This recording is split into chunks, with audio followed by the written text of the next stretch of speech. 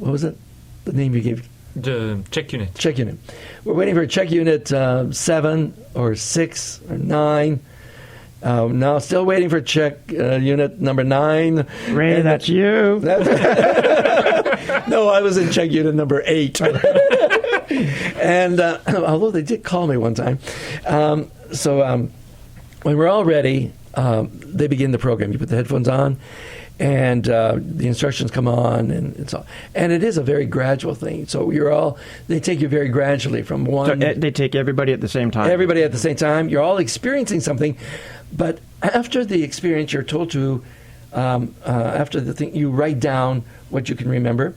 And then you're called to go downstairs, and you meet in a common room, and you share your experiences. What was surprising to me was that absolutely everybody there experienced something different. Mm-hmm. We just went through the same thing, and everybody experienced something different. And I was no exception. And they're talking about different things, and things are happening or not happening to every one of us. And I didn't know what was going to be happening or how this was going to be progressing. I remember one of the units, I think it was, there's different focus levels, and Alice can explain that better. We're laying back, and they told us to visualize ourselves rolling over to the side. So you're laying there and rolling over to the side. So you roll over to the left, and then you come back. And then they take you through, help you rolling over to the other side, and you come back.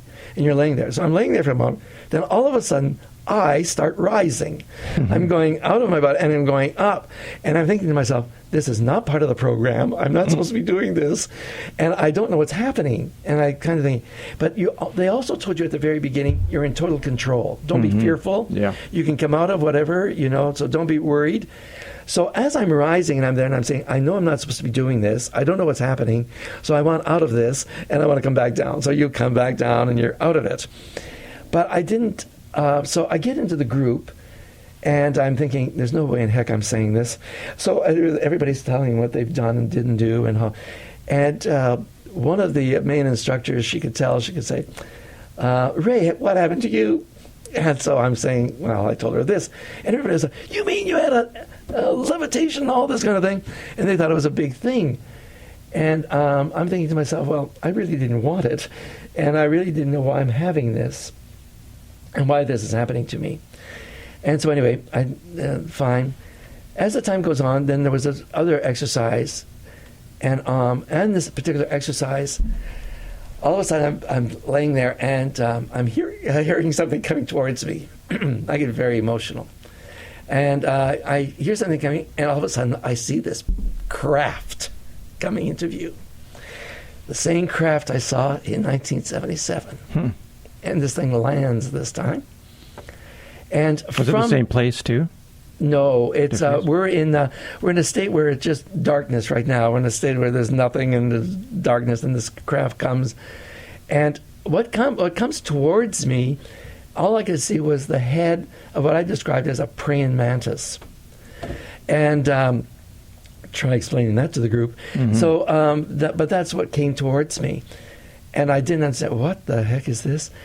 So I went into the group, and I'm explaining to this, and one of the facilitators says, yes, many artists have depicted aliens as this praying mantis, the head of the praying mantis. Anyway, as the days progressed, as the exercise progressed, my encounters were going to be developing more and more and more. Developed from the head of a praying mantis to all of a sudden I could see a being. And it had the head like we see in the movies. I was developing the white, large head, the large eyes, a very small body, and the long, lean body, long fingers, the whole thing, like you see in the movie. There it was. And one time, but it never said anything to me, and I wasn't fearful at all. I wasn't fearful. There was no fear of any kind. But I didn't know what to. I felt, but it wasn't saying anything, and I sure as heck wasn't saying anything. Mm-hmm. And I didn't know what to say. Next exercise came, and he was there, and behind him, along the back in the field, there were like hundreds of thousands of them. Like there was just a field of them. And close to the craft, there was this one, and he came closer to me. He wasn't saying anything, I wasn't saying anything. Then the next experience came where somebody in the group said, well, Ray, if he's not saying anything or it's not saying anything. Why don't you say something? Ask a question. So I did. I said, can you, I forget what the question I said, do you have something to say to me? And what I got from the mind was not audibly said, but from the mind, you're not ready. You're not ready yet. And so as the experiences went on and the time go on, my encounters with this became more crystallized. I could tell that from that this was and that this was going to be a contact for me. I didn't know. I was looking for, and I didn't even understand it at that time. Most of the experience with this entity came after I left the Monroe Institute. And they've even said that a lot will develop more for you, and these will develop more after you leave here. Yeah, that makes sense, because you open up to it. You're open, yeah. And so what happened to me was that on the last day, and I'll end with this, on the last day we went into, the second to last day, we went into the Focus 21, and we would go through these different layers to get into the, and Alex can explain that better, get into a Focus 21, and we would always be coming back out of the exercise by what they call a resonant tuning, like the sound. Mm-hmm. And you would hear this sound and you would be called back. And we get into 21, and we were to ask the question, we were to visualize a place where we would meet this entity. Because you're meeting these entities in a vacuum, in a void. So you have to visualize where you're going to meet and be able to agree where you're going to meet. I'm a human being. I'm a lot of my limitations and my inabilities. So if I'm dealing with something from another entity or another dimension, I have to be able to say where I'm going to meet. Mm-hmm. And so I get to that, and I get into this dimension, and I'm saying where I'm going to be meeting, and I get down there, and sure enough, there he is. There it is. And I go to it, and I'm saying to this is where we're going to be meeting, and I would like to meet when I go into this dimension. I'm calling upon you to meet me here. And he said, fine. I mean, and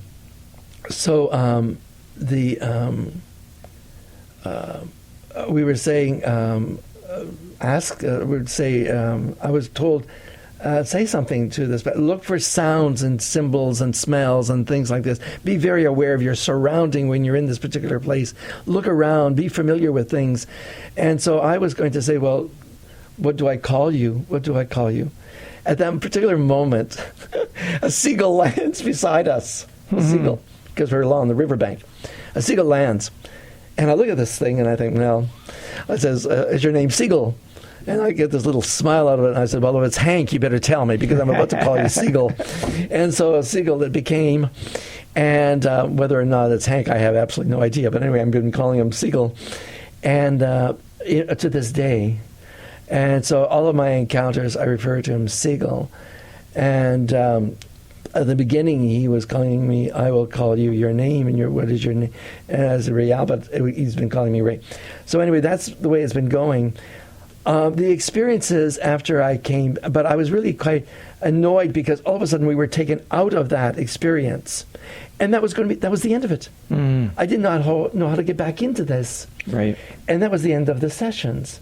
So we left Monroe, and I felt everybody said the same thing when they left Monroe. It was the most unbelievable experience of our lives. But everybody experienced things differently. Others were seeing angels, Gabriel, our angel, and everything else. You would think after a priest, after 25 years, I'd see an angel. Yeah. No angel. At least Michael. At least Michael. I'm seeing an alien. Give me a break here. So I'm seeing this alien. And that's kind of appropriate.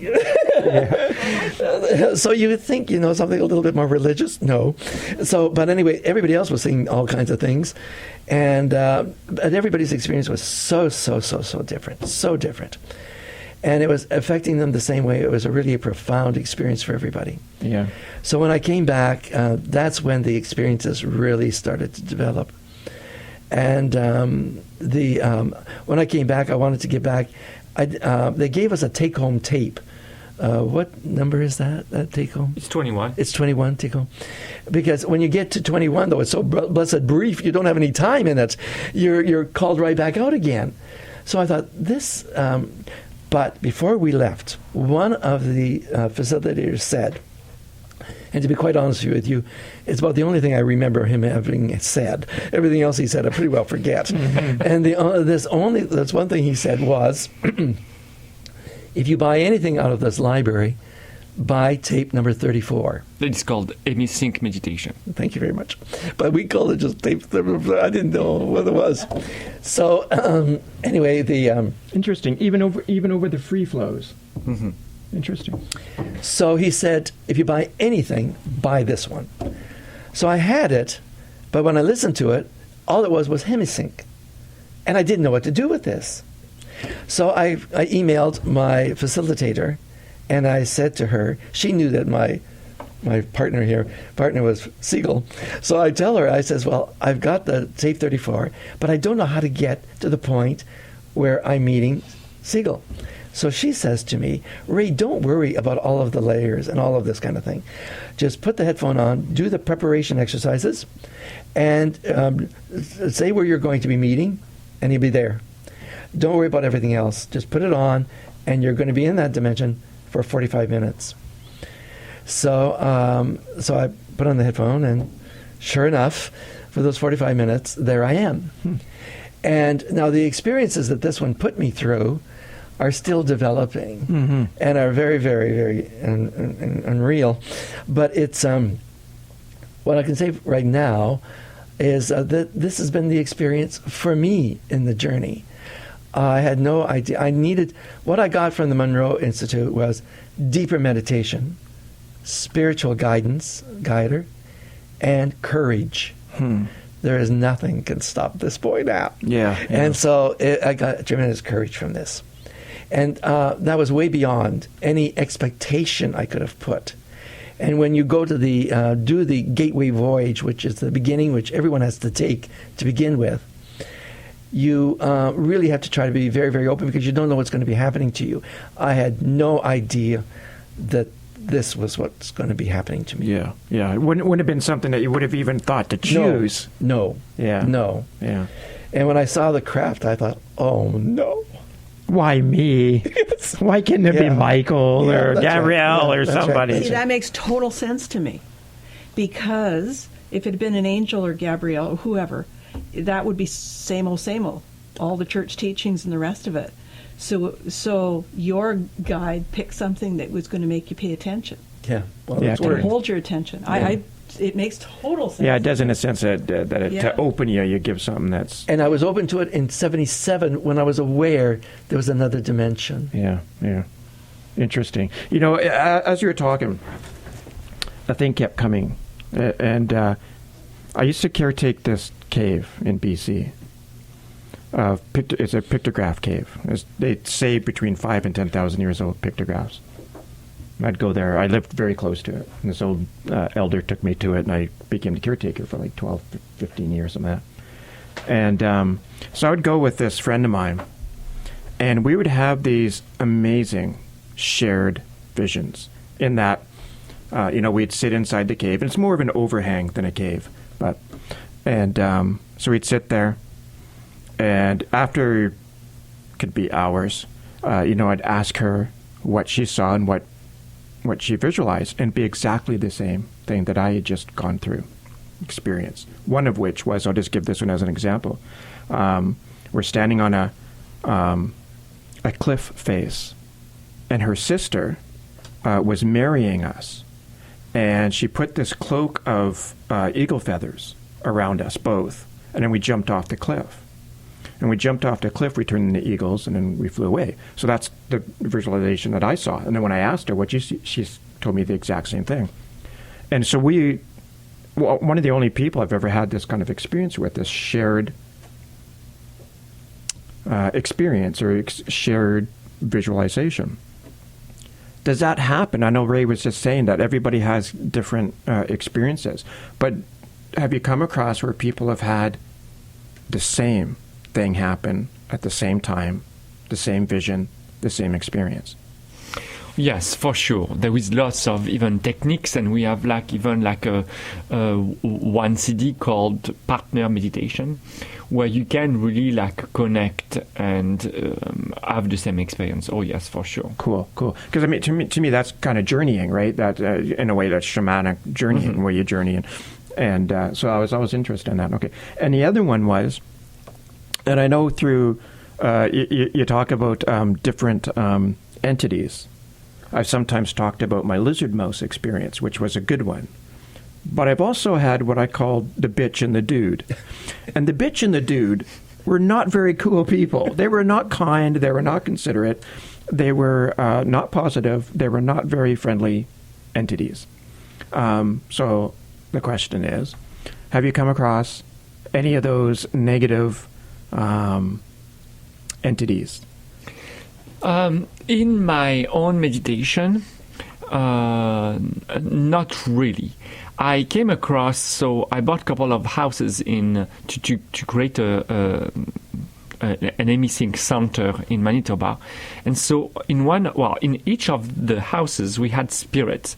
And so one was a little bit mean and tried to really was showing up and trying to stop the process.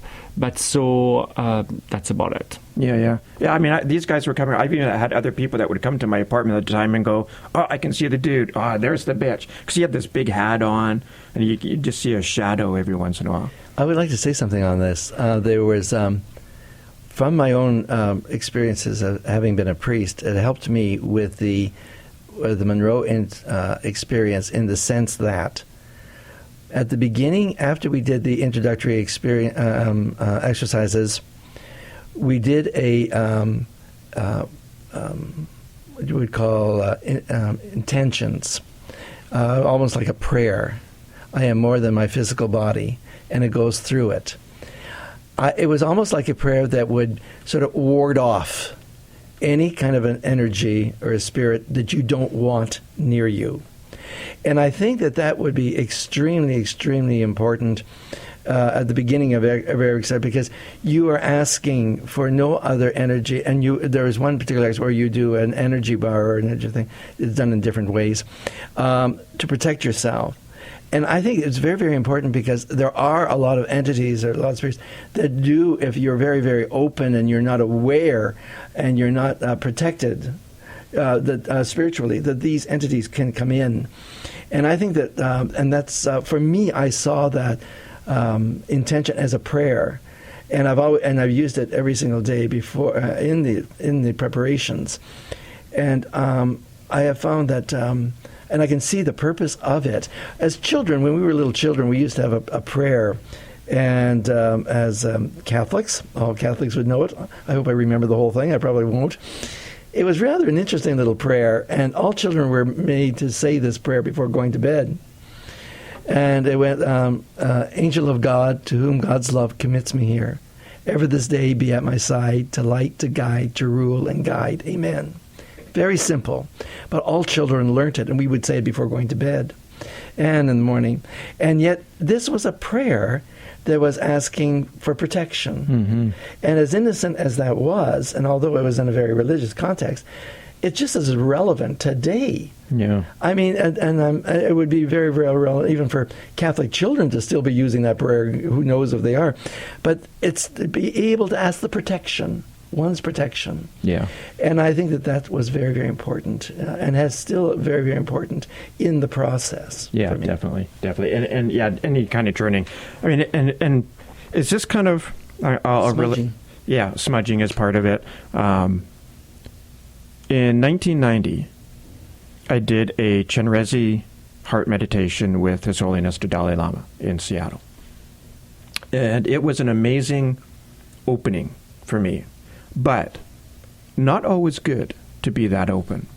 And the reason is, I saw the light, it hit my heart. It was just like this explosion. It was freaking unreal. Other than my near-death experience, it's my second grandest experience. And but afterwards, we come outside downtown Seattle, and I'm so open. As people are walking by, I'm seeing their pain. And I tell you, people carry a frickin' truckload of pain, most people. And so tears are just streaming down my face. And I'm saying to my friend who just passed away recently, get me out of here. I need a tree. I need nature. I need to get away from people because it's just too heart-wrenching to see. I mean, it was just this blackness that people were full of. And it's like, I need to get out of here. And so, like, sometimes to be opened either too quickly or maybe not at a point when you're really ready. I don't know.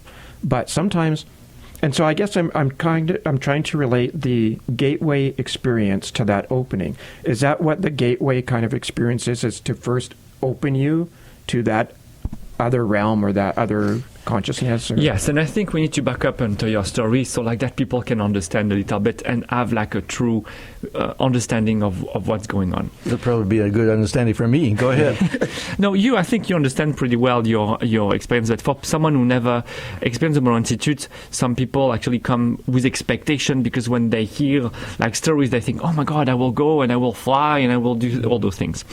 So I think it's really important to understand some foundation. So first, the gateway, like you were saying, is the first mandatory program that you can take in Virginia. This program can be taken like in a lot of different places. It can be taken all over the world, even in Winnipeg. So now, when you were saying at the beginning, so I didn't have an expectation. Well, even if we all have a little, even when we think we don't have any. And so I started to come out of my body. So it was really a gift for me, like I was saying, to have Laurie Monroe as a teacher. And it was like, wow, it's like really like the daughter of Robert Monroe. I can ask everything. And of course, my expectation the first time was the opposite of you. I wanted to do an out-of-body experience. And I think lots and lots of people who go to the Monroe Institute actually go for that. Yeah. And so Laurie Monroe, so I became really friend with her and for a lot of years. And she was already always making fun of me. She was calling me, the guy who wants to come out of his body. And I couldn't understand why she was joking, because for me it was really serious and I really wanted. And if you read Robert Monroe books, so yes, you want to experience this. And Laurie Monroe really quickly explained to me that there is actually lots of different ways to experience your journey, and it's not automatically with what I call an Hollywoodian out-of-body experience where you can come out of your body with your spirit and see your physical body, even if it's, again, what I wanted to achieve. And so when you understand that there is a lot of different ways, and she was saying, so her father was doing that at the beginning. It was the beginning of his journey, but really quickly coming out of your body is asking a lot of your, what we'll call your bioenergy, your vital energy, your spirit energy inside, that not automatically everybody has, or it's not automatically necessary. So there is different layer, and I will describe the three way of having a journey. The first one, the Hollywoodian way, it's the full out-of-body experience. If you have one, great. If you don't have any, don't worry, you don't need to have one. The second one, it's what we will call psychic traveling. Psychic traveling, so it's a little bit like dream. Sometimes you can experience it as being fully immersed into the scene, so you are really in it. And sometimes you are like outside the scene, so you are kind of seeing yourself, and so you are you are viewing from above. The observer. Or the participant. So this can all happen into your mind, like into mind eyes. And of course, when you start to have some psychic traveling experiences, once in a while you have a doubt because you think that you are making things up, like a dream. I don't believe that that any human can make anything up. There is always some truth into your experience, even if you try to make something up. And the third one is, of course, the remote viewing, where it has given less, but it's more targeted, like more focused into just one place and time, and you come back. As the psychic traveling, you can go more a little bit everywhere. but in both experiences, you don't fully come out of your body. So I think it's really important because a lot of people are expecting when they go to the Monroe Institute or to our program in Winnipeg that they will do an out-of-body experience, and it's not necessary, either because maybe you are not ready or because you don't have the energy. But me personally, my strongest experiences where I can have like proof, as we are all looking for proof that what we are getting is true, were not in out-of-body experience. They were always in psychic traveling, and sometimes even like really light meditation where I could see the room and come back to my meditation and think about something else. And I had amazing experiences where I could have, I got proof that what I was receiving was fully real at a couple of weeks later or a couple of years later. So it doesn't have to be an out-of-body experience. And this is really important for people who are listening. And I understand something now very, very clearly why I was ready for that elevation. In 2006, I was working I got a job as a spiritual counselor with a group that was working here in Winnipeg. We were called the Universal Healing Center. There were 5 alternate therapists in this particular group. And I had one of the therapists, and George, you know her, she was the head of the group, did bioenergy work on me for a full year, practically every day. And when she started working on me, she was saying, "By gosh, you've got a lot of work to be done here," because she could sense that there was an awful lot. Like I was carrying 25 years of priesthood with me here, and so she did an awful lot of work. And I was extremely drained after these sessions. I had to drink a lot of water, and I was tired. And I had other work done: acupuncture, past life regression, all kinds of work. So that full year of having this prepared my body, I believe, for this. For sure. Yeah. Totally. And so there is a lot of way of actually to do the bioenergy. You can have someone helping you to recharge, but the best way is to really learn for yourself.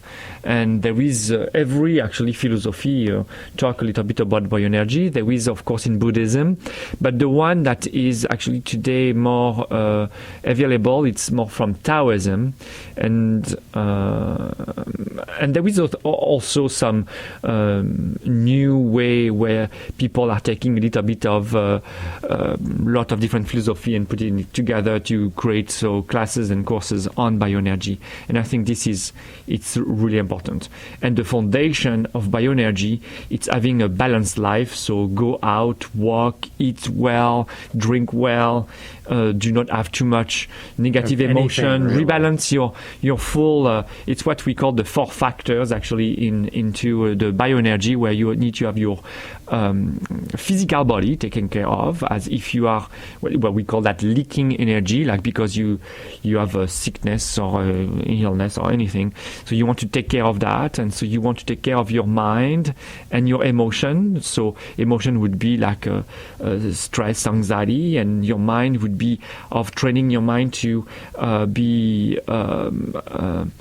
like a warrior to make sure that you can focus on the task you are doing. Like if you are working, you don't want to think about home, and when you're at home, you don't have to think about when you are working. To really like work on the mind, and then the bioenergy. And when those 4 factors come together, then your spiritual energy, if you want to call it this way, your experiences can really become real. Really clearly. Yeah, that's very, very similar to the 4 aspects in a lot of native teachings. It's the 4 aspects of man, right? The physical, emotional, spiritual, and mental. Yeah. Very, very similar. When you got those, then you're centered. Actually, that's exactly what this was given to me for. One of the things I wanted to ask you: do you lucid dream? Yes, and so we have actually, I used to lucid dream. So I used to, when I was young, to do like out-of-body experiences like all the time, like in every night, where I was meeting my guide who was like teaching me how to fly. And I love flying. Really, at the beginning I was really, really scared of heights, so it was really like a big challenge. But so it was that for years and years. And then we have a special actually program at the Monroe Institute and here in Winnipeg. It's called called lucid dreaming, and so you learn how to lucid dream. You also, we are teaching also another class in Winnipeg that is called the 8 Beams. That my partner called that the unicorn meditation. Unicorn meditation. It's with bioenergy, where you are adjusting your bioenergy before you go to bed, and wow, it's extremely powerful. And every night, you easily, without doing not much, you can lucid dream. Wow, nice. I love lucid dreaming. I love flying. It is by far my favorite thing to do in the world is flying. There's nothing better than flying. Just love it. That's why I ask. It's like such a cool. And I would still to this day am very similar to you. I remember talking to the same fellow I mentioned earlier, the NASA scientist, Dr. Albert Taylor. I remember saying to him, because he's an avid lucid dreamer, and that's what his book was about. And saying that, that's something I always wanted to do, always want to do, is to have out of bodies and to be able to go bring my dreaming body to here instead of the other way around, right? In lucid dream, you bring your consciousness into the dream, but I want to bring my dreaming body here and have out of bodies while I'm on this realm, in this dimension, instead of going to a different one. Eh? So we kept trying. I remember once, and this is one of those times, this is interesting, only time it's ever happened. I'm in a lucid dream. I'm thinking, I'm going to go visit Albert, right? So I'm flying at breakneck speed, tree level, like Mach 6, just cruising. And but I go over someplace in the States, somewhere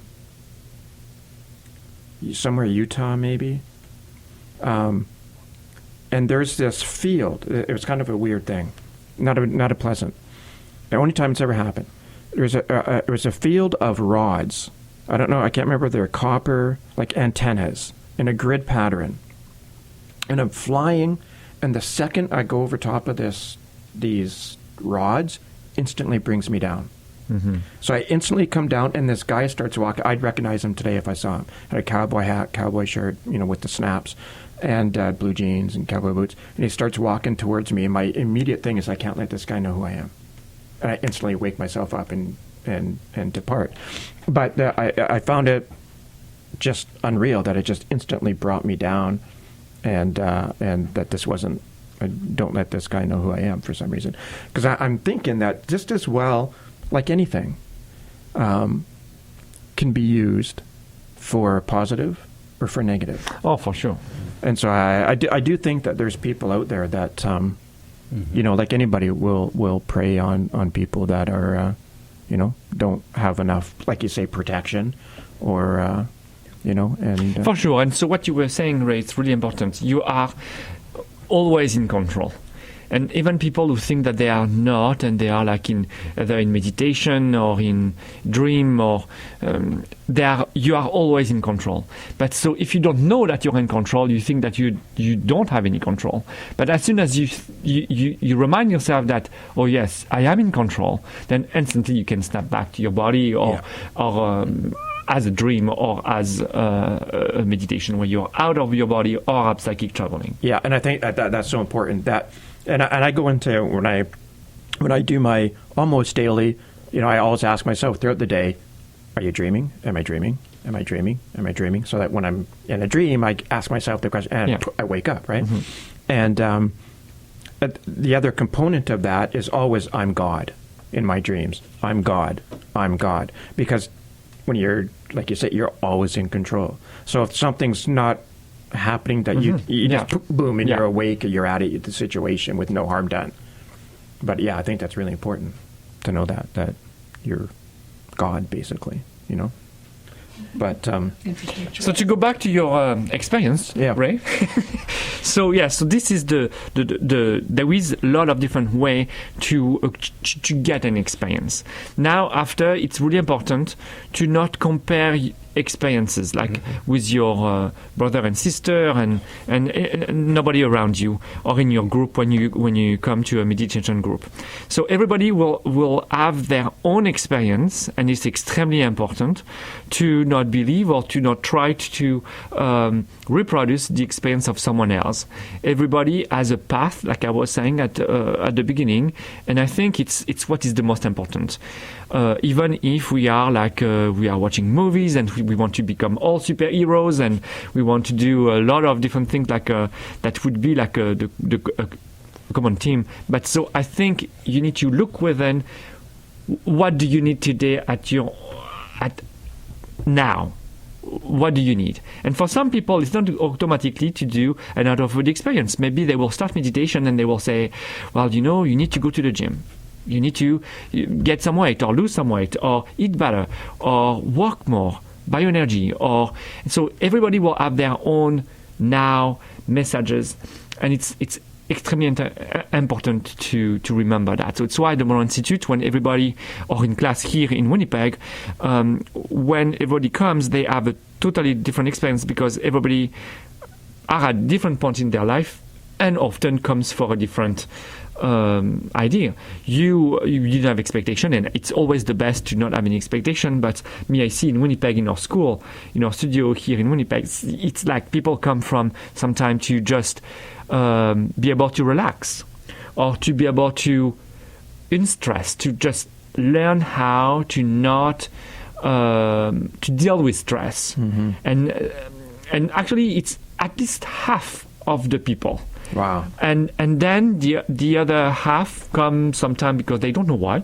They are called to by a friend they heard, they are interested. They just know they got to do it. Yeah. And some people who either have a little bit of knowledge and they want to really go deeper into their journey. And so then we start with the same thing than the Monroe Institute in Virginia. We start here in Winnipeg with the Gateway. But the difference is that we do it like over years. Like we take like 2 hours a week where we go a lot deeper. Because like you were saying, at the end, a lot of people, you are lucky to have experiences here and now after your experience from the Monroe Institute. A lot of people, and I did many research on that, a lot of people go to the Monroe Institute, and it's what I call the spiritual holiday, and they have a great experience there, but they come back home and that's it. That's it. They don't know how to go back, and they don't have any support, because it's not because you have a CD that you bring back home that you automatically understand, because often there is not much guidance anyway into them. So here we take a totally different approach.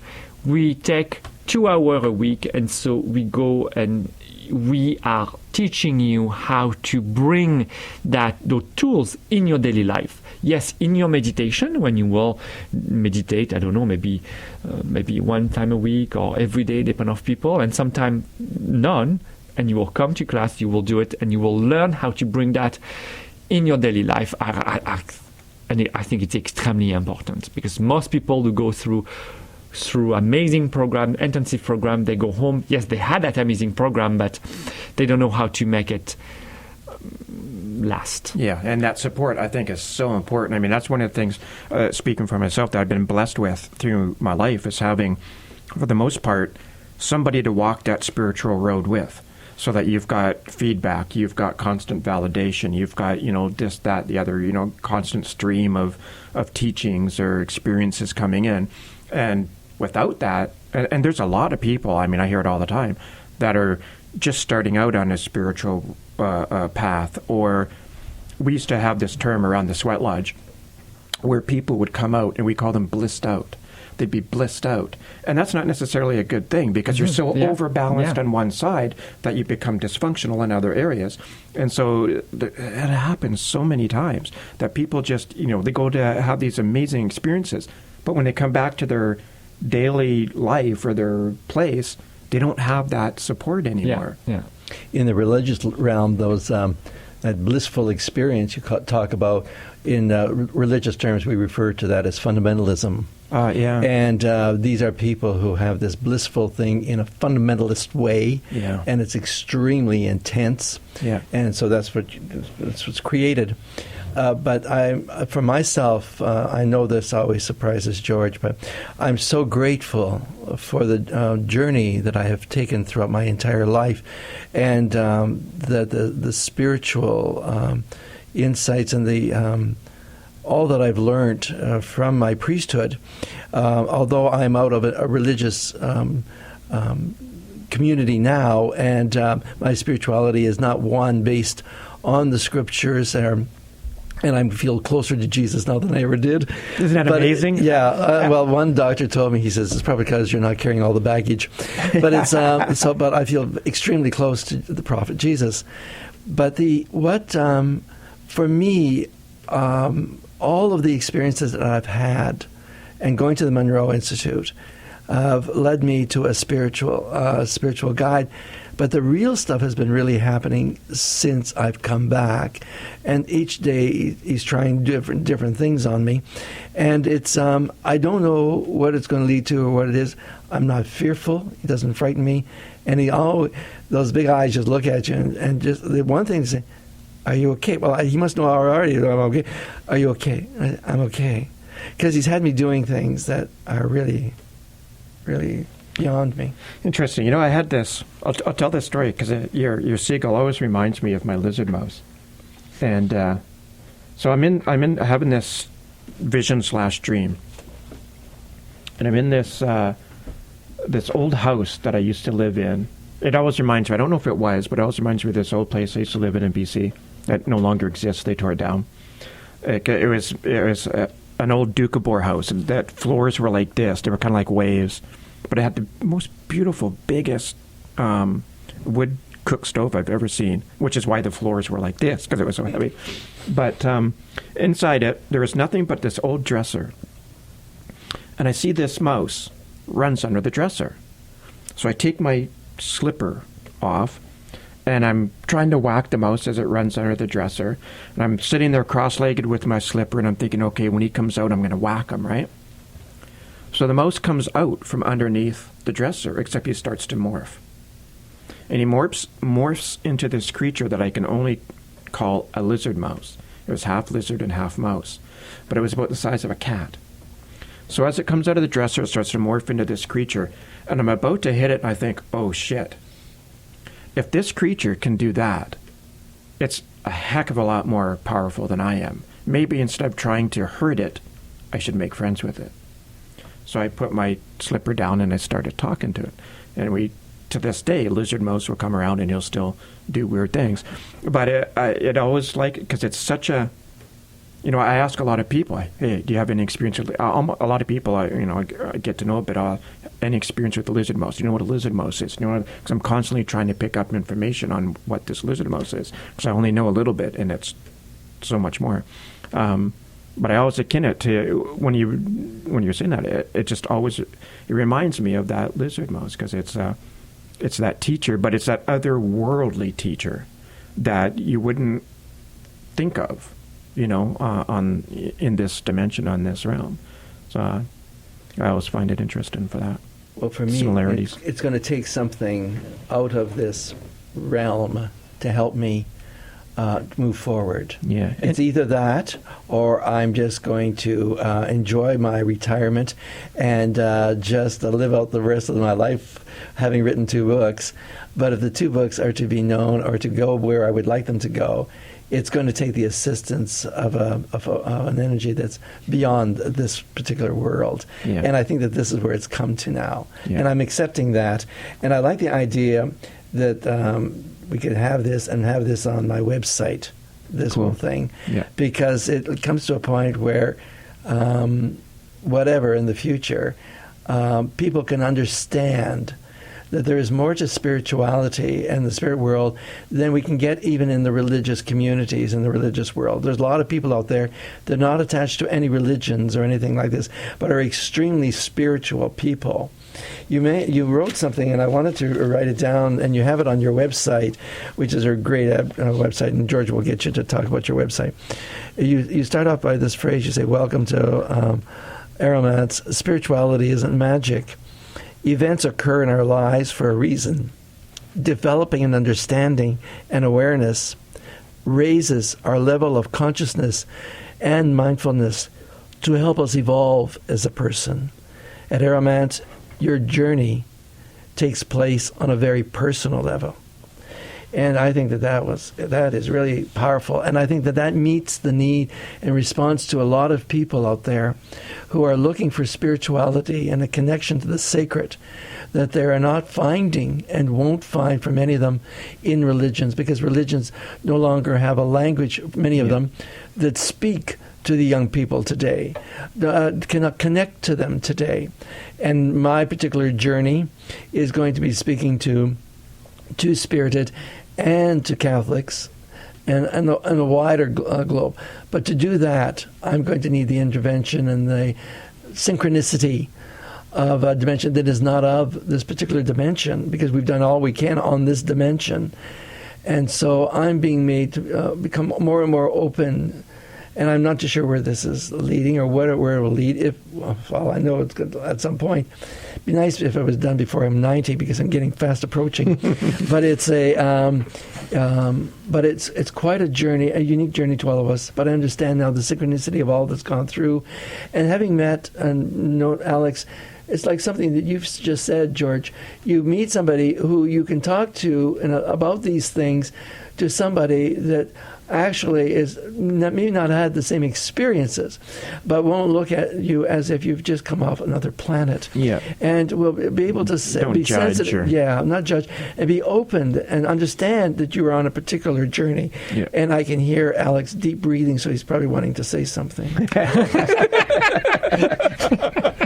No, I could say you're lots just of deep things breathing. all the time. I know. Yeah. So, but for me, it's been having met Alex just briefly, and a lot of the things that he offers at their center, I don't understand 90% of it. The only thing that I understand that I can connect with is the Monroe experience. That's the only thing. Everything else that he offers, I don't understand. I've never been exposed to all of these things. I don't understand them. I understand bioenergy because I had the opportunity of working with it for a year, and that prepared me, I believe, very strongly for my Monroe experience. It allowed me for that openness to be able to have that levitation thing and not understanding what the heck's happening to me. In fact, I don't even understand all that's happening to me at this time, but it's an evolving thing. Yeah. It's why it's good to be with a group. Yeah.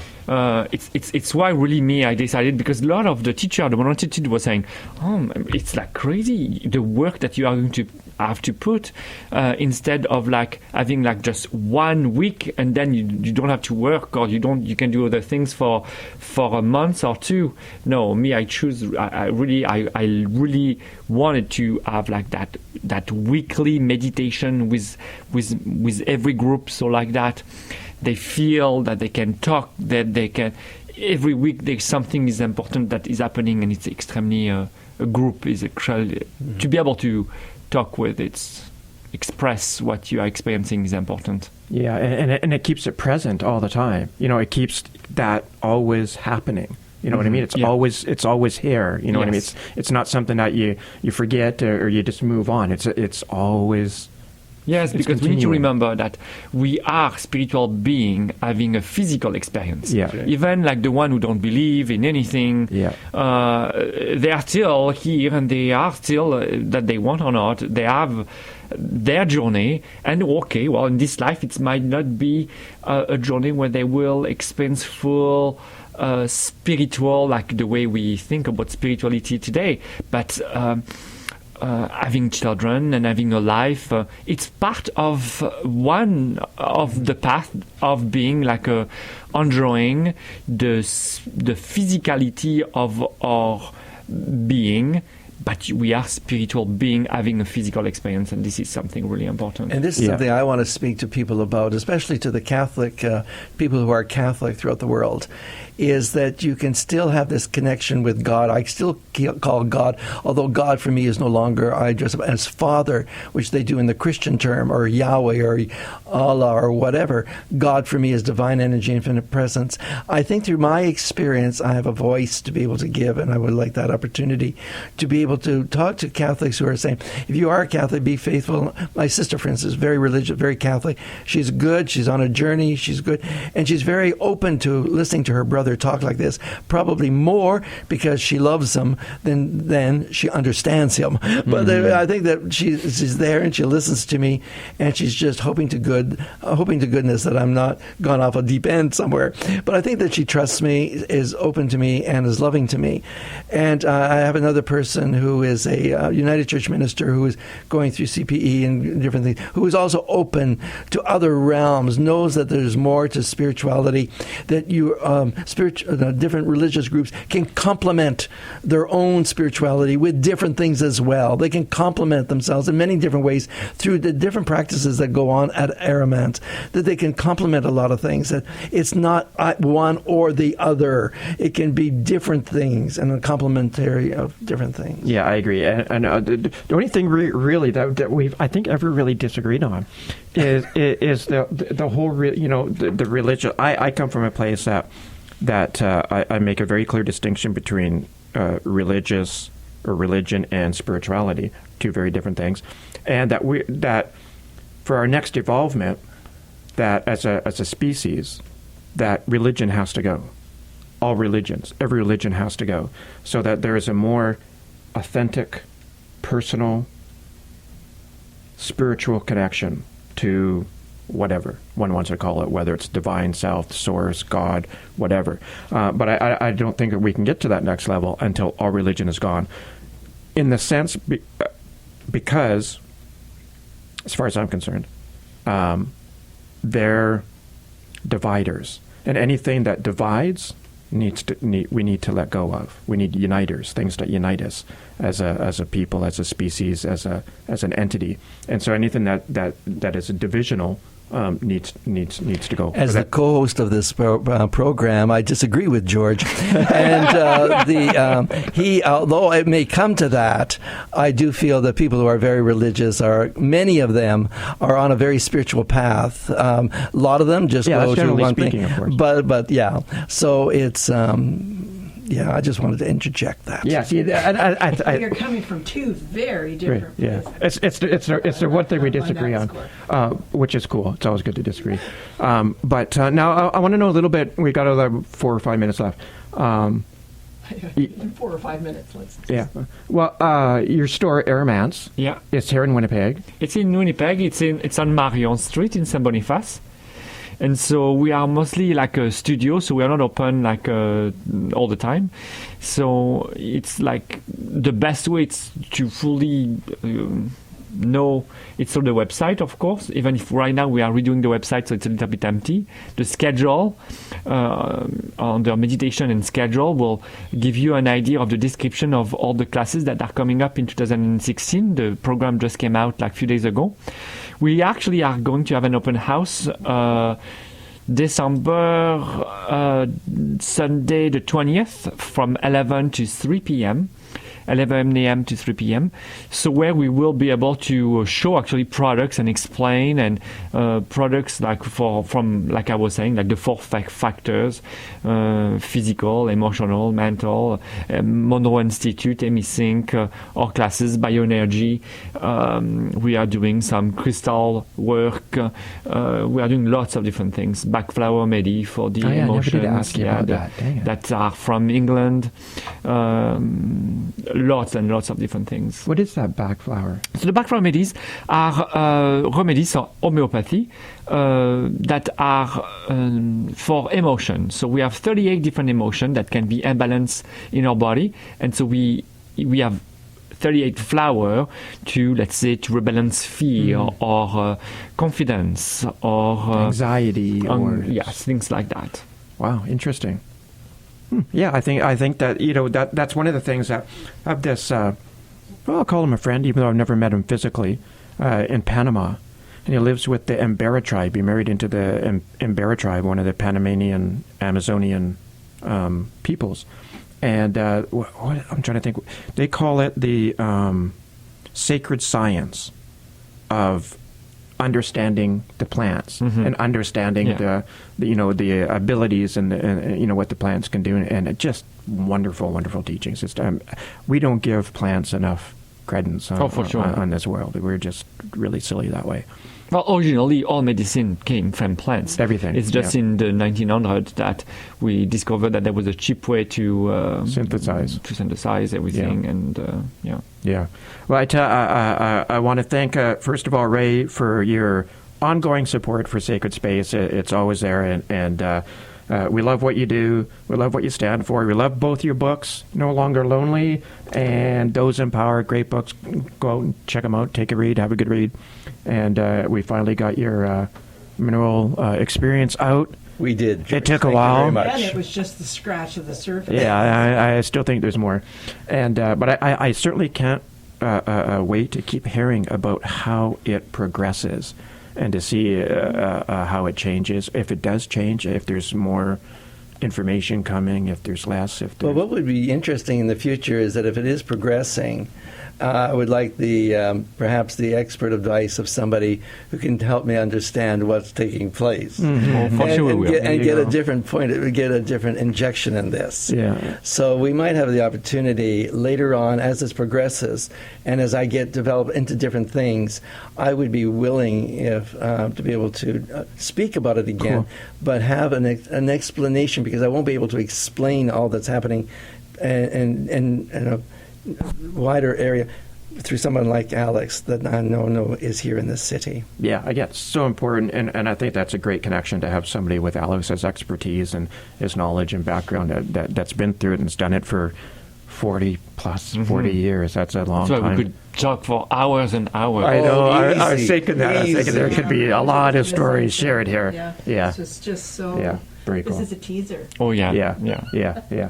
So December 20th at Aromansse, 11 to 3 p.m. is the next open house. Yeah, 288 Marion. 288 Mario.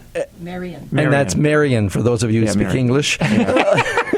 And also, the another thing is that by the time you hear this on my website, that particular event will be over. Yeah. But check out his website, and you'll be able to find the following. And now I keep forgetting to mention this too.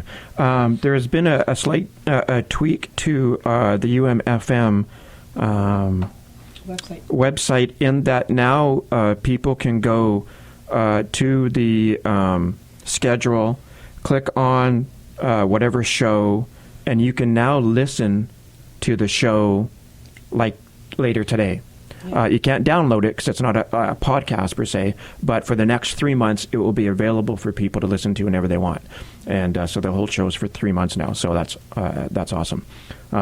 So, Alex, thanks for coming on this morning. I know Sunday morning at 8 a.m. is a trial and tribulation for some of us, like myself, who is not a morning person. But thanks for taking the time to share some of your sacred space with our sacred space. Thank you. And I think a great song to end on would be, again, because of your endeavors in healing. Where is it? From our theme song, which is a Robbie Robertson song. I think we may as well end on another Robbie Robertson song. And do I have enough time? I got enough time. I can squeak it in. This old elder gave me, at the time, 6 peyote buttons years ago. And when peyote's fresh, they're quite big. And I put them in my medicine bag and carried them with me for years. I still have 4 of them at home. And I don't carry my medicine bag anymore, and I used to cross the border all the time, not thinking that this was a drug; it was a medicine. And when he gave them to me, he said, if you treat this medicine wisely, it will always take care of you. So I'm going across the border, and at this one point, this customs dude asked me to come in. I'm the only person. I'm with 3 other people, but he takes me in and starts to go through my saddlebags and pulls out my medicine bag. I said, "You can't touch that." I said, "I'll gladly show you everything that's in it, but you can't touch anything." He says, "Okay." So we're talking, and I'm showing him herbs and crystals and different tinctures and stuff, and the only thing he touches, and all it was like a red handkerchief or a red piece of cloth wrapped with the leather or sinew, around it. And he reaches in and he grabs it and he takes it out And my heart just starts to beat. I'm thinking, oh, crap. I'm going to go in U.S. jail, right, for smuggling peyote. And he starts to unwind it. And he just would have had to go one more time and the whole thing would have fallen all over. He goes, what's in here? And I'm thinking, well, I'll just be honest. And I said, well, an old elder gave that to me and told me to open it when I was ready to. What, like I say, one more thing and the whole thing would have fallen open. He stops. He looks up. He goes, are you ready yet? I went, you know what? I don't think I am. He goes, oh, okay. Puts it back up, winds it back up, puts it in my bag and says, have a good trip. And so, needless to say, when I got back to Canada, I took it out of my head. I don't carry it across borders anymore. But, and then when I got out to the car, the people that were in the car go, what the heck happened in there? And I'm like, how do you know something happened in there? They said rabbits came out of everywhere, surrounded the place, stood up on the hind legs for 2 or 3 seconds, and then vanished. And I said, well, like Billy said, when you use that medicine rightly, it will always take care of you. And that day it took care of me. So here is Robbie Robertson and Peyote Healing. Enjoy and stay tuned for Ray Alexander and Fascinating Rhythm at the top of the hour. Peace out.